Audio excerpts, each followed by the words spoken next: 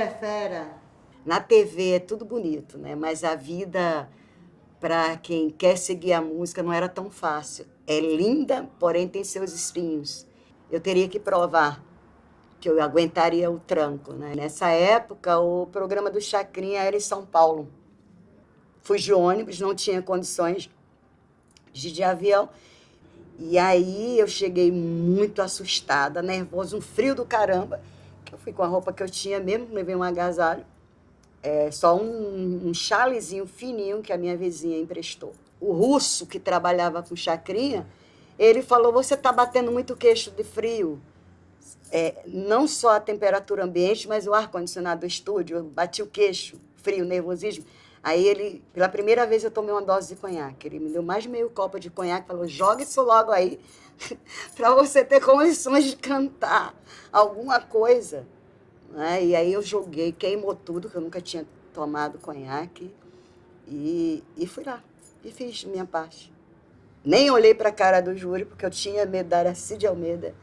Mas aí, no final da apresentação, quando eles começaram a dar seus votos, aí ela falou, cantou, sambou, surupembou, arrasou, gostei, 300 mangos.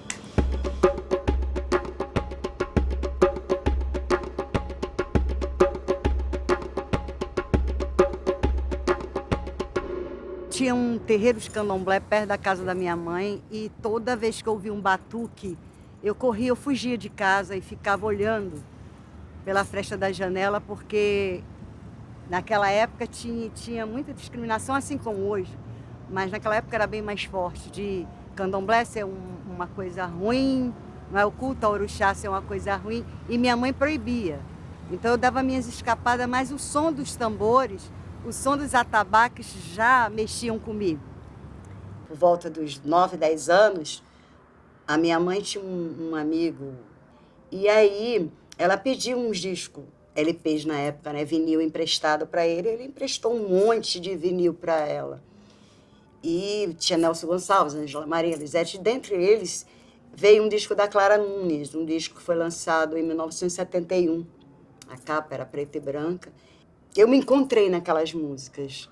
Depois que ele voltou à casa da minha mãe para pegar os vinis que ele tinha emprestado, eu escondi e falei que não ia entregar e até levei uma surrinha da minha mãe.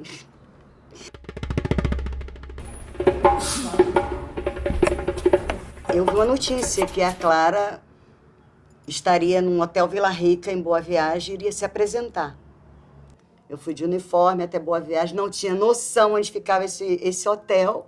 Saltei no Pina, que eu lembro, e fui andando. Gente, era o suor derretia assim. E eu com aquele sapato mesmo de escola, Vulcabras, com meião até aqui, a saia prinçada. Eu cheguei para o recepcionista e falei, olá, tudo bem? Meu nome é Luciene e eu vim aqui falar com a Clara Nunes. E aí ele me pôs para fora. Só que lá tinha um meio-fio assim, saindo da recepção, onde eu sentei e fiquei com alguns recortes de revista numa pasta que eu colecionava, todas as notícias dela. Né? Eu ia para o dentista e começava a ler a revista e via alguma reportagem, eu rasgava, roubava a revista, fazia essas coisas. De repente eu ouvi uma risada. Aí eu olhei para trás, ela estava num salão. Quando eu estava sentada no salão atrás de mim, ela estava no salão fazendo o cabelo e tal. E eu reconheci pela risada. Aí eu olhei, dei um beijo para ela, ela acenou para mim e mandou que eu esperasse. Então foi uma coisa assim muito mágica que ela não me conhecia. Né? E aí ela saiu do salão, me abraçou e falou, nossa, que bom você cantar minhas músicas e tal. Contei a história do disco roubado para ela riu muito. Ela falou, isso é incrível. E aí, quando ela falou que não ia demorar muito, que estava viajando para outros shows, né? Aí eu falei, me rouba. E ela riu, ela falou, eu falei, me rouba, gostaria que você me roubasse, que você me adotasse.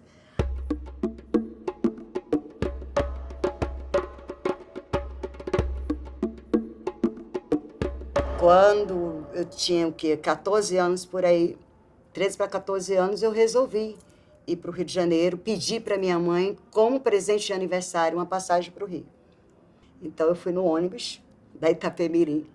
Levei um violão, eu lembro que era um Giannini, número 10, meu pai comprou num leilão, e eu fui com aquele violão e com aquela esperança, né, de encontrar de fato com o mundo da música, que era o eixo São Paulo e Rio de Janeiro.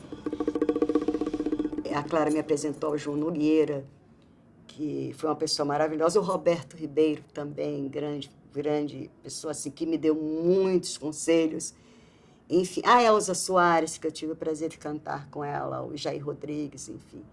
E aí eu comecei a conhecer realmente o que era o meio musical.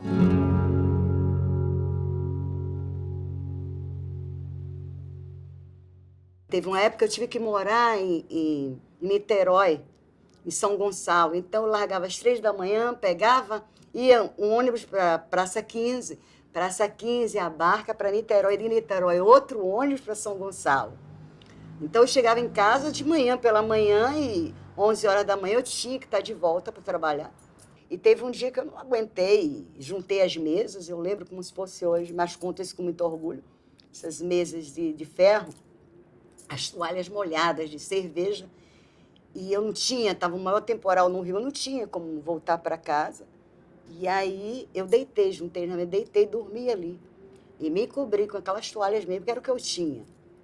Mas, para mim, o importante era estar ali. O palco era meu altar.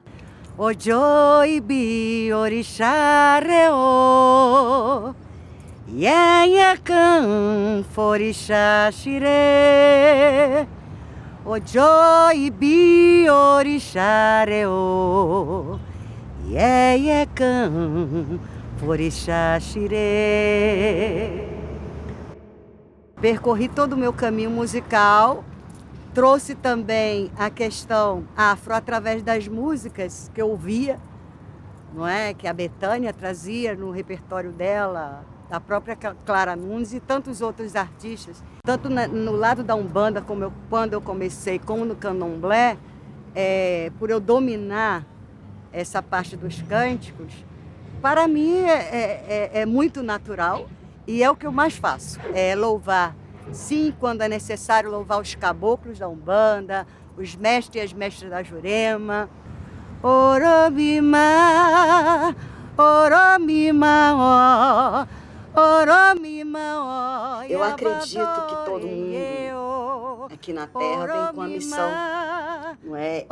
E eu acho que pode ter mais de um assim, que para mim é cantar, não é? Então, cantar, para mim, é o estado máximo da felicidade. Então, eu enfrentava isso.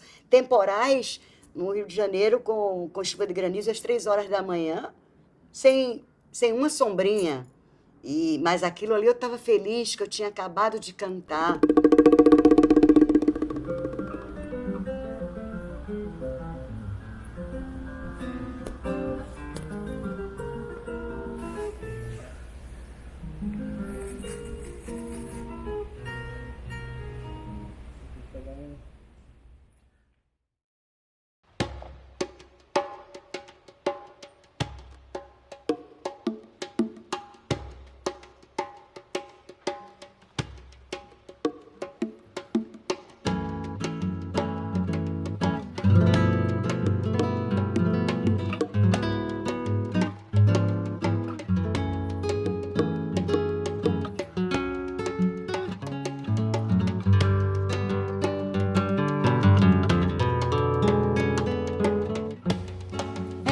Tem uma flor vermelha que mora em seu cabelo.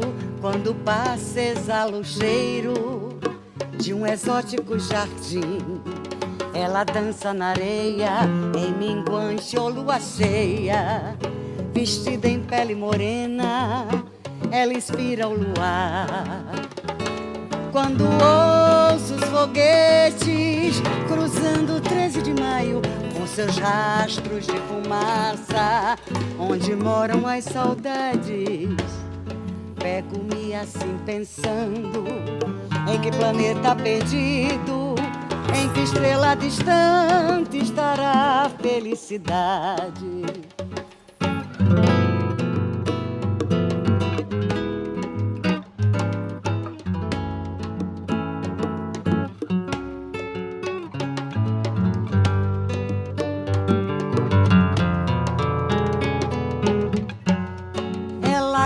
da chuva e sol, em folhas de hortelã.